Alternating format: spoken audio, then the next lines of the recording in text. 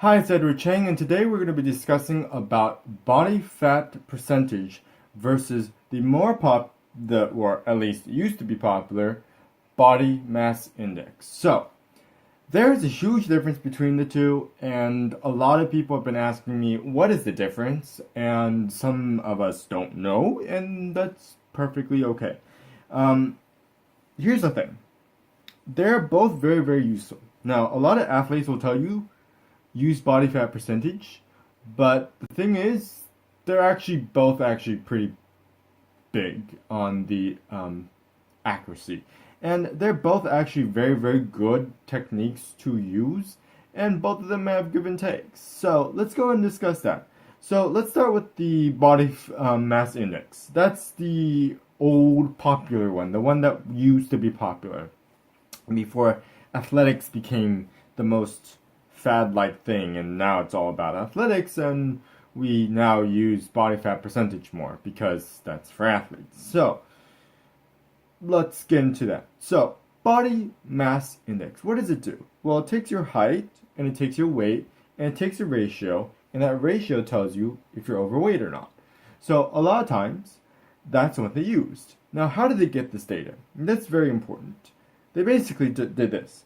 Took a bunch of cadavers, a lot of cadavers, and went cut, and they determined, according to the height and the weight, and they found out that there was a certain body fat percentage, or not body fat percentage, there was a certain amount of mass that would eventually, according to your weight, cause a lot of pressure on the organs. And they charted this. And that's what became the body mass index.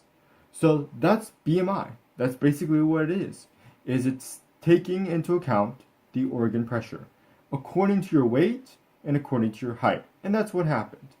There you go. BMI. Now, on the other hand, they started to invent later on this body fat percentage. And this became a more accurate method, supposedly, for us to go ahead and measure. And what it did was it started to calculate according to these scans. So basically, we take a machine and we start scanning the body. And there's a lot of complicated mathematics. Oh, excuse me. There's a lot of complicated mathematics that went into it. But eventually what happened is that they determined here is the percentage of mass that you should be in terms of your bones, your organs, and your what else is there? Visceral tissue that should be there to go ahead and compare it to how much fat you should have. And that was a secondary measurement. So basically compared everything from muscle to bones to your visceral masses, and it just combined them together, and they took the ratio or percentage of how much mass is allocated for this, your visceral tissue, your bones, your organs, all that good stuff, versus how much adipose tissue, or basically fat, you have. And it was, boom, clunked out together like that, and we took a little bit of percentages. So that is body fat percentage. Basically, it just tells you how much fat do you have, in simple terms. So those were the two methods that are the most popularly used methods today to measure if you're in a healthy range or an unhealthy range. Now, here's the thing. If you're more athletic, you're going to have more muscle tissue. And if you have more muscle tissue, the chances are the BMI is not going to work for you very well anymore because it was based off of an average population. But that doesn't mean it's not credible. BMI still measures organ pressure. According to an average population, yes, but it still tells you organ pressure. So, here's the thing. If you are thinking that body fat percentage is the only thing that counts, it absolutely doesn't. You need to also count BMI because it's still very valuable data. BMI still tells you if you go past a certain limit, there is a chance, not an absolute certainty, that organs are having a little bit more pressure than they should be having to be healthy. And that's what BMI tells you. Now that's not always the case. That's not always going to be true. But majority of the time, that's probably going to be true. So guess what? Speak to your freaking doctor and make sure you're in a healthy, okay rate, okay? Just make sure with the doctor. The doctor's the one that knows how to do this stuff. Don't just assume this stuff on your own. The doctor's the one that's going to determine that for you and make that decision for you. So let them do that. Don't make that decision yourself. The BMI is still very valuable and it is still a great tool, and physicians still use it today for a reason.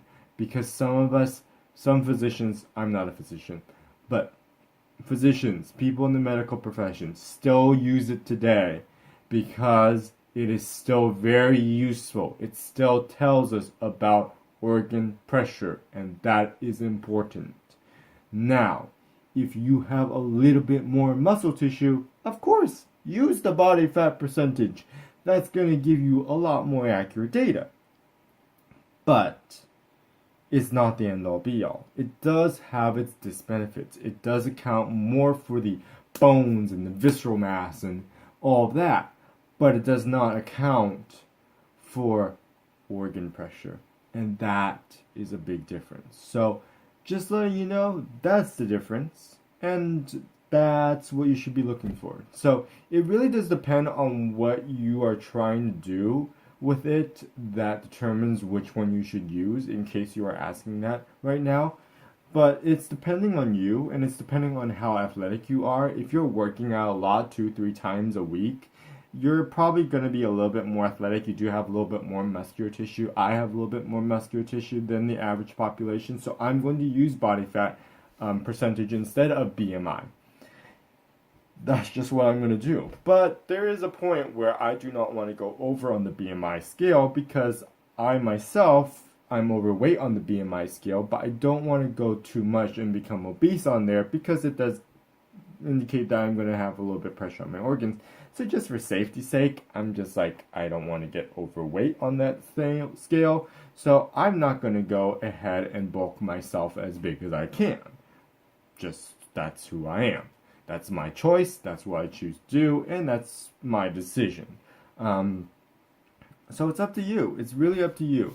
I can't tell you which one to use. You're going to have to determine that yourself, but at least now you know the difference. So I do hope that helped you a little bit, and I do hope to see you in the next video.